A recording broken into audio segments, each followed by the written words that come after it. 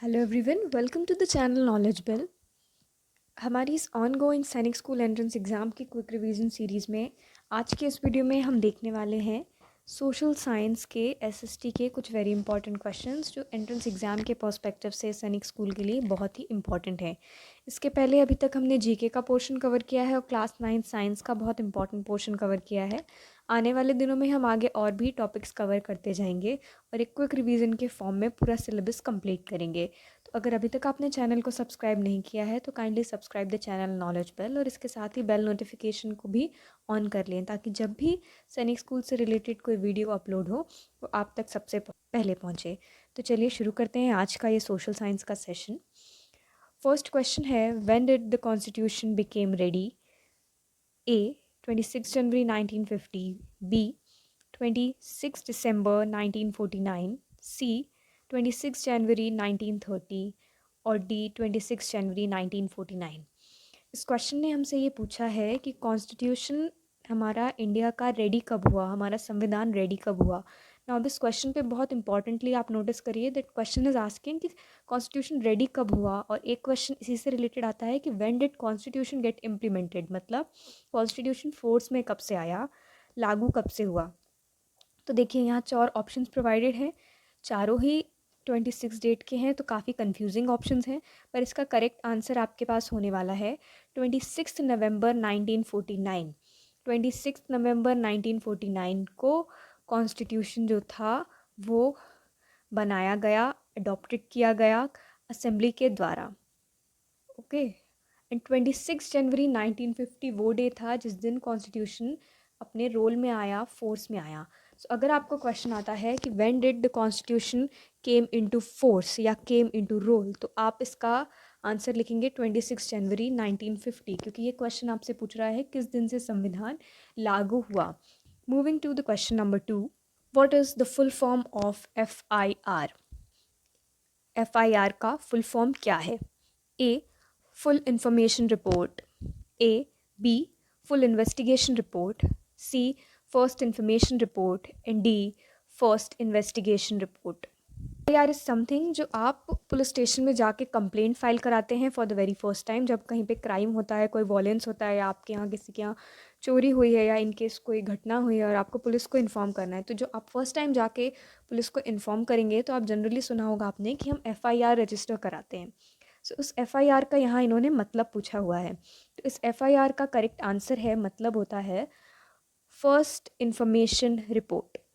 आप इसके प्रोसीजर से भी समझ सकते हैं कि हम फर्स्ट टाइम पुलिस को जाके कुछ रिपोर्ट कर रहे हैं तो उसको जो रिपोर्ट पुलिस को नोट डाउन करेगी, जिस रिपोर्ट को, उसको हम FIR कहते हैं। तो इसलिए first information report is the correct answer. Full information report गलत है, फुल इन्वेस्टिगेशन रिपोर्ट भी गलत है, फर्स्ट इन्वेस्टिगेशन रिपोर्ट भी गलत है।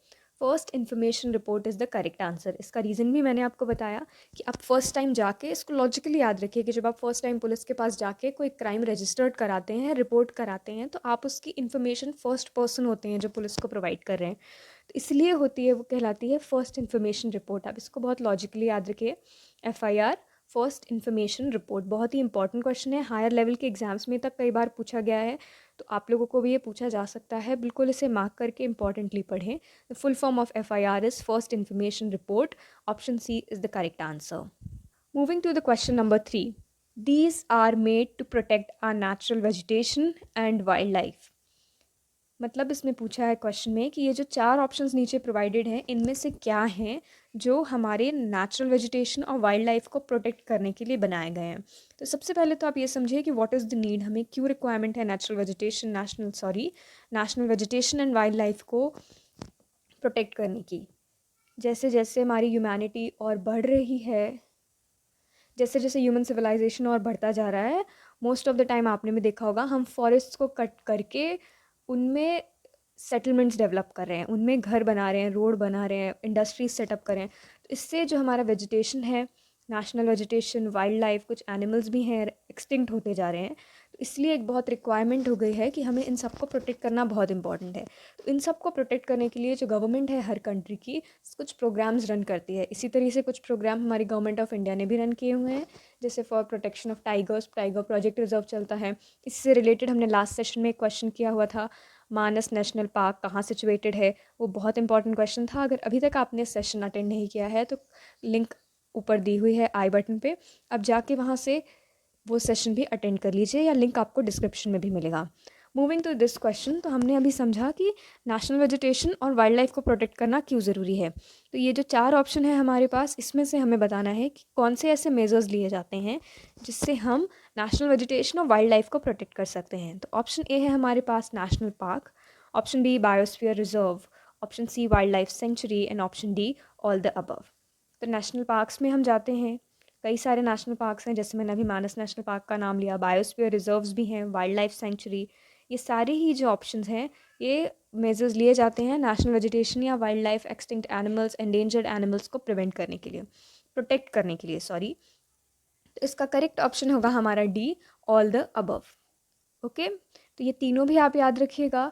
इन तीनों में भी आपसे कोई एक सिंगल ऑप्शन के फॉर्म में पूछा जा सकता है कि रिमेनिंग 3 ऑप्शंस आपके कुछ और हों and one of the options will be national park या बायोस्फीयर रिजर्व या वाइल्ड लाइफ सेंचुरी, और बाकी के 3 ऑप्शंस आपके इंटायरली डिफरेंट हो। तो ये 3 भी आप अच्छे से याद रखिएगा कि इन तीनों को हम यूज़ करते हैं प्रोटेक्ट करने के लिए नेशनल वेजिटेशन और वाइल्ड लाइफ को। दूसरे वे में भी अगर एक क्वेश्चन पूछा गया तो आप इसको अटेम्प्ट कर लेंगे। Moving to the question number 4, judicial function at the level of village are performed by A. Gram panchayat, B. District court, C. High court और D. कलेक्टर। तो इसमें पूछा है कि जो जुडिशियल फंक्शन है, जो जुडिशरी का फंक्शन होता है विलेज के लेवल पे, विलेज मतलब एक गांव के लेवल पे, बहुत प्राइमरी लेवल हो गया, कौन परफॉर्म करता है। तो हमारे पास है A option gram panchayat, B district court, C high court और डी कलेक्टर। तो अब सबसे पहले स्टार्ट करते हैं डिस्ट्रिक्ट कोर्ट। सबसे पहले हम समझते हैं कि ये जुडिशियल फंक्शंस होते कौन से हैं। तो अगर आप इसको एक बार समझेंगे तो आपको खुद ही इसमें आंसर पता चल जाएगा। अब ये judicial function at level of village, मतलब मैंने आपको बताया कि बहुत ही प्राइमरी फंक्शंस होंगे, ये बहुत ही प्राइमरी लेवल के, मतलब कोई बहुत बड़े हीनियस या ऑफेंसिव क्राइम की बात यहाँ नहीं हो रही है, बहुत ही प्राइमरी लेवल के, या छोटा मोटा खेत का विवाद है, कोई छोटा मोटा झगड़ा है गांव का, या फिर किसी ने अपने गांव की किसी की ज़मीन को थोड़ा सा कब्जा कर लिया है, तो उस तरीके के जो बहुत प्राइमरी लेवल के जो विवाद होते हैं गांव के, उसको रिजॉल्व करने की यहाँ बात हो रही है। तो ये हमारा जो फंक्शन है ये कवर किया जाएगा, ये परफॉर्म किया जाएगा उनको ग्राम पंचायत के थ्रू, उनको रिजॉल्व करने का काम ग्राम पंचायत का दिया गया है। पर इसका मतलब ये भी नहीं है कि वो लोग डिस्ट्रिक्ट कोर्ट पे नहीं जा सकते, वो लोग डिस्ट्रिक्ट कोर्ट एक्सेस कर सकते हैं, हाई कोर्ट को भी एक्सेस कर सकते हैं, बट एक सबसे प्राइमरी लेवल का जो फर्स्ट जो होता है काम जो देखेगा वो ग्राम पंचायत देखेगी। उसके बाद अगर केसेस हायर लेवल पे जाते हैं so that's a different matter. पर जो जुडिशियल लेवल पे जो आपसे क्वेश्चन पूछ रहा है दैट मीन्स कि वो प्राइमरी सबसे लेवल पे पूछ रहा है, at the level of village, कि विलेज के छोटे मोटे जो झगड़े हैं उसकी जुडिशरी कौन देखता है। तो उसका करेक्ट आंसर आप याद रखिए ए, ग्राम पंचायत। क्लास 6 में आपका एक चैप्टर है पंचायती राज, उसमें आप इसकी पूरी फंक्शनिंग डिटेल में पढ़ेंगे आने वाले समय में। Moving to the question number 5, existence of more than one level of government is known as A federalism, B secularism, C communalism और D none of the above. तो सबसे पहले समझिए what is the meaning of existence of more than one level of government. तो government कई levels पे function करती है, कई लेवल्स की गवर्नमेंट होती है। फॉर एग्जांपल अगर हम अपनी कंट्री इंडिया की ही बात करें तो सबसे हाईएस्ट लेवल पे, हाईएस्ट पावर पे we have got central government, जो कि दिल्ली में सिचुएटेड है, और वहाँ से वो पूरे इंडिया का मैनेजमेंट जो है पूरे इंडिया को रन कर रहे हैं प्रॉपरली, ऑलराइट। तो वो एक गवर्नमेंट हो गई, बट वो गवर्नमेंट, उस गवर्नमेंट के बाद भी हमारे पास और भी कई गवर्नमेंट्स हैं, जैसे पर्टिकुलर हर स्टेट की अपनी एक अलग गवर्नमेंट है, यूनियन टेरिटरीज़ की अलग गवर्नमेंट है। स्टेट के बाद भी स्टेट्स में हर डिस्ट्रिक्ट की, हर सिटी की अपनी अलग गवर्नमेंट है। जैसे कि आपको पता होगा यहाँ पे म्यूनसिपैलिटी के हर बार इलेक्शंस होते हैं, नगर निगम के इलेक्शंस होते हैं, हमारे पास मेयर है, महापौर होते हैं। तो ये लेवल्स ऑफ गवर्नमेंट है जिस पे गवर्नमेंट काम करती है। So government in all general एक गवर्नमेंट नहीं है, गवर्नमेंट लेवल्स के फॉर्म में काम कर रही है, central government, state government, local government, इस फॉर्म में। तो इस एग्जिस्टेंस को, इस level of existence of government को हम क्या कहते हैं, तो ये क्वेश्चन में पूछा गया है। तो इसका करेक्ट आंसर आपके पास है फेडरलिज्म। ये फिनोमिना फेडरलिज्म कहलाता है, ऑलराइट। तो अगर ये क्वेश्चन आप देखते हैं पेपर में तो इस क्वेश्चन का करेक्ट आंसर होगा फेडरलिज्म। तो अब अगर आपने इस क्वेश्चन को भी बहुत अच्छे से समझ लिया है तो अगर आपकी लैंग्वेज क्वेश्चन में चेंज भी होती है इसके बाद भी you will be able to solve the question. Option A is the correct answer, federalism. Let's move to the question number 6, who was the architect of New Delhi. ये एक हिस्ट्री का क्वेश्चन है, आप लोग 6th या 7th में इस हिस्ट्री का पोर्शन को पढ़ेंगे तो इसमें पूछा गया है कि न्यू दिल्ली का जो आर्किटेक्चर है, जो बहुत हिस्टोरिकल मॉन्यूमेंट्स हैं, उनके आर्किटेक्चर के लिए न्यू दिल्ली का जो एक प्लान है, हिस्टोरिकल पार्ट में हम बात करें, प्रेजेंट डे सिनेरियो में नहीं, वो आर्किटेक्ट कौन थे? तो ए ऑप्शन है हमारे पास Edwin Lutyens and H Baker, B Lord Lytton, C King George and D Queen Elizabeth. तो ये याद रखिएगा, इसका करेक्ट आंसर है A, Sir Edwin Lutyens and H Baker. ये दो लोग थे जो न्यू दिल्ली के आर्किटेक्ट थे और आज इनको हम यहाँ न्यू दिल्ली आर्किटेक्ट के नाम से जानते हैं। तो ये भी एक बहुत इंपॉर्टेंट क्वेश्चन है, इसमें लॉजिक है नहीं, आपको इसको एज इट इज़ याद करना होगा, इसको भी मार्क कर लीजिए क्योंकि ये मेमोराइजिंग क्वेश्चन है। So who was the architect of New Delhi? Option A will be the correct answer, Edwin Lutyens and H Baker. Moving to the question number 7, how many members are nominated by president in Rajya Sabha? President द्वारा राज्यसभा में कितने members को nominate किया जा सकता है, ये इस क्वेश्चन में पूछा जा रहा है। तो हमारे इंडिया में, कॉन्स्टिट्यूशन में, हमारे इंडियन असेंबली में 2 लेवल्स ऑफ पार्लियामेंट्स हैं। पहला लेवल है लोकसभा, जिसको आप फॉरेन कंट्रीज़ की जो पार्लियामेंट है उनसे अगर हम कंपेयर करें उनके कॉन्स्टिट्यूशनल सिस्टम से, तो उस पार्लियामेंट को हम लोकसभा को कह सकते हैं लॉर्ड्स ऑफ कॉमन्स, क्योंकि यहाँ पे जो लॉर्ड्स ऑफ कॉमन्स, क्योंकि लोकसभा में जो लोग चुनकर नियुक्त किए जाते हैं, वो लोग जो आपके एमपी होते हैं उनको जनसाधारण लोग, इंडियन सिटीजन्स खुद सिलेक्ट करते हैं। हर साल जो इलेक्शंस होते हैं हर 5 ईयर्स में लोकसभा के, उसमें आप उनको सिलेक्ट करते हैं। नेक्स्ट होती है राज्यसभा, जिसको हम कहते हैं हाउस ऑफ लॉर्ड्स। इसमें जो मेंबर्स नॉमिनेट होते हैं या मेंबर्स जो चुने जाते हैं, उनको जनरल सिटीज़न, जो आम आदमी है, इंडियन सिटीजन्स, वो वोट डालकर, जैसा कि हम लोकसभा के मेंबर्स को सिलेक्ट करते हैं, वैसे नहीं होता है, इसलिए इसको हम कहते हैं हाउस ऑफ लॉर्ड्स। तो अब इस क्वेश्चन में जैसा कि पूछा है कि मेंबर्स प्रेसिडेंट के द्वारा नॉमिनेट किए गए कितने होते हैं राज्यसभा में? ऑप्शन ए दिया हुआ है 233, option B 12, option C 22 and option D 250। तो याद रखिए, option B is the correct answer. 12 members are nominated every time by president in Rajya Sabha. So 12 is the correct answer, 12. Moving to question number 8, which city is known as Manchester of India? Manchester of India के नाम से कौन सी city जानी जाती है? New Delhi, option B Allahabad, option C Ahmedabad, option D Mumbai. तो इस क्वेश्चन में मैनचेस्टर ऑफ इंडिया को पूछा गया है। तो मैनचेस्टर, आप यहाँ पे देखिए, एक एडजेक्टिव दिया गया है जिस सिटी को आप यहाँ सेलेक्ट करेंगे। तो करेक्ट आंसर है आपका अहमदाबाद। अहमदाबाद जो गुजरात की एक सिटी है, ऑप्शन सी है यहाँ पर, वो करेक्ट आंसर है। उसको हम मैनचेस्टर ऑफ इंडिया के नाम से जानते हैं। अब इस सिटी को मैनचेस्टर ऑफ इंडिया क्यों कहा जाता है? क्योंकि वहाँ बहुत रैपिडली, बहुत ही जल्दी टेक्सटाइल कॉटन इंडस्ट्री का ग्रोथ हुआ है, इस कारण से उसको हम मैनचेस्टर ऑफ इंडिया कहते हैं। सो याद रखिएगा, option C Ahmedabad is also known as Manchester of India. Question number 9, which of the following is correct for biotic resources? नीचे दिए गए स्टेटमेंट्स में से अब आपको सिलेक्ट कर बताना है कि कौन सा स्टेटमेंट करेक्ट है बायोटिक रिसोर्सेज के रिगार्डिंग में। तो रिसोर्सेज, सबसे पहले जानिए, वो चीज़ होती है जिसकी भी हमें डे टू डे लाइफ में या कभी ना कभी रिक्वायरमेंट पड़ती है। तो हर एक चीज़ जिसकी आपको यूज़ हो, जिसकी आपको नीड हो, वो एक रिसोर्स है। ऑलराइट, तो आपको बताना है कि बायोटिक रिसोर्सेज के इस संदर्भ में नीचे दिए गए 4 ऑप्शन में से क्या करेक्ट है। तो बायोटिक रिसोर्स क्या होते हैं, या एबायोटिक रिसोर्सेज भी आपने सुना होगा। तो रिसोर्सेज हमारे वो रिसोर्सेज या सब्सटेंसेज होते हैं जिनको हम बायोस्फीयर की लिविंग थिंग से ड्राइव करते हैं।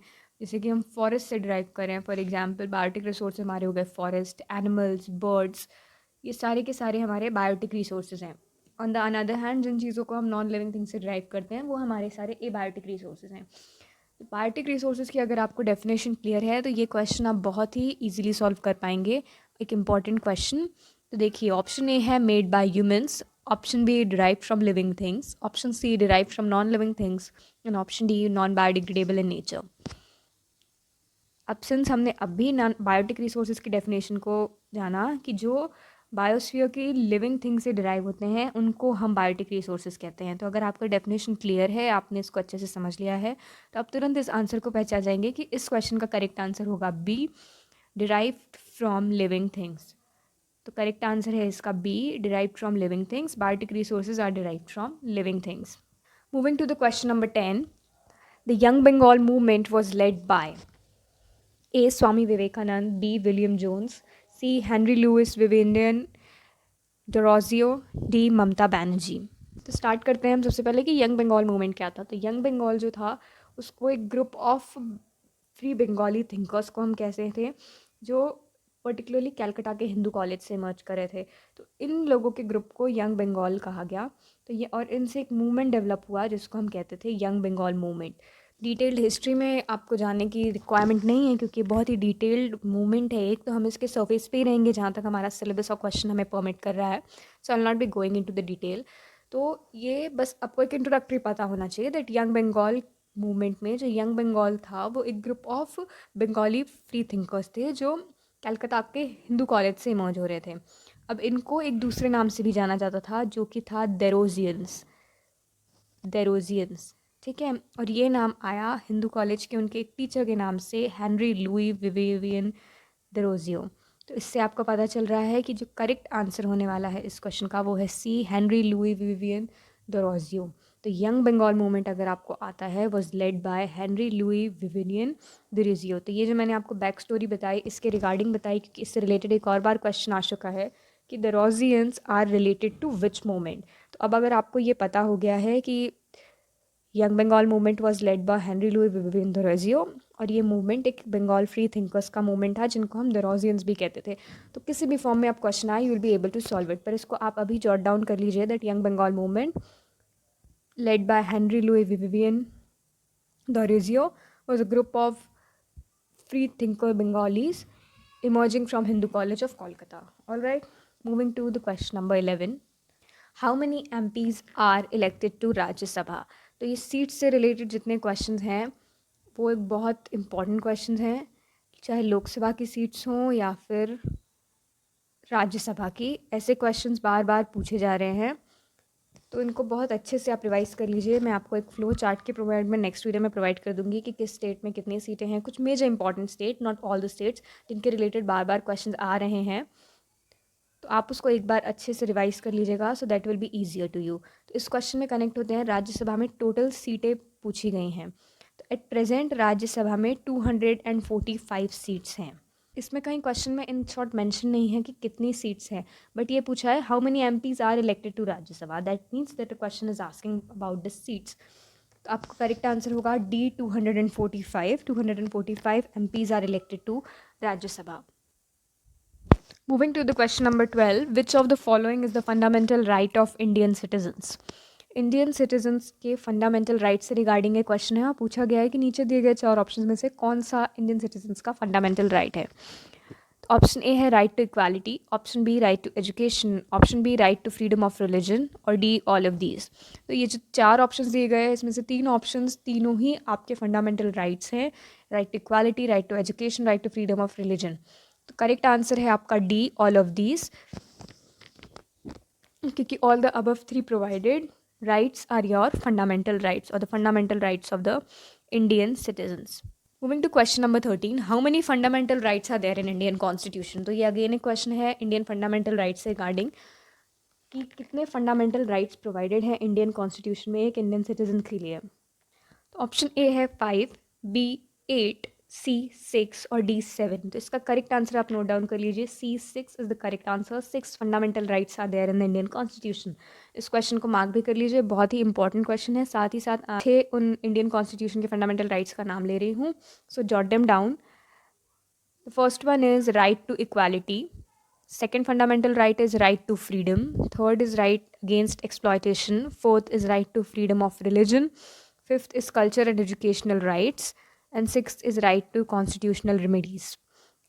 इसको आप नोट डाउन कर लीजिए और अच्छे से रिवाइज कर लीजिए क्योंकि फंडामेंटल राइट्स एक बहुत ही इंपॉर्टेंट टॉपिक है और इससे हर साल रिपीटेडली क्वेश्चंस देखे जा रहे हैं।